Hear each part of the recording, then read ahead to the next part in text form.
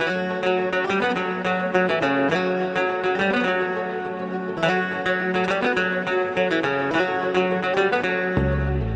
जय जगन्नाथ बोलो, जय जय जगन्नाथ, जय जय जगन्नाथ बोलो, जय जय जगन्नाथ।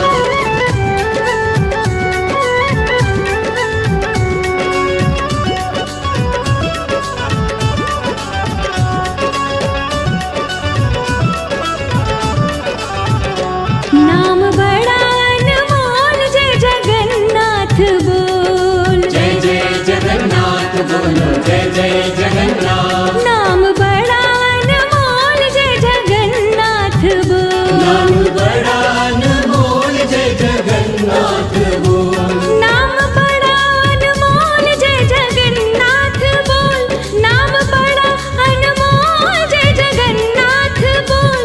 आंखें मन की तू खोल, जय जगन्नाथ बोल, नाम बड़ा अनमोल, जय जगन्नाथ बोल, नाम बड़ा अनमोल, जय जगन्नाथ बोल।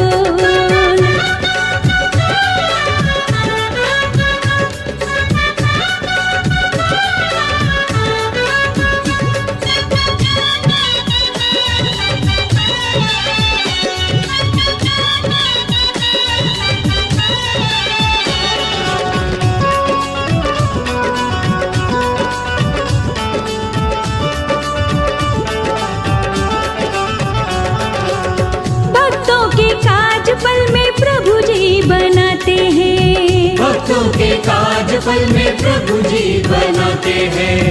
बनकर पतवार नैया पार वो लगाते हैं, बनकर पतवार नैया पार वो लगाते हैं। ओ भक्तों के काज पल में प्रभु जी बनाते हैं, बनकर पतवार नैया पार वो लगाते। रस भक्ति का घोल, जय जगन्नाथ बोल, नाम बड़ा अनमोल, जय जगन्नाथ बोल, नाम बड़ा अनमोल, जय जगन्नाथ बोल। आंखें मन की तू खोल, जय जगन्नाथ बोल।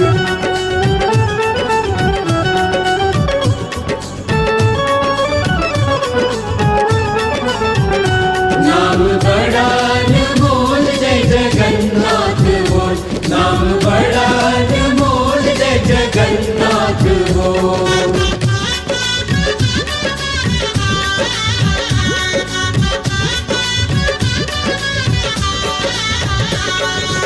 नीलांचल वासी वो सभी का सहारा है, नीलांचल वासी वो सभी का सहारा है। आया है वो दौड़ा जब भी उसको पुकार।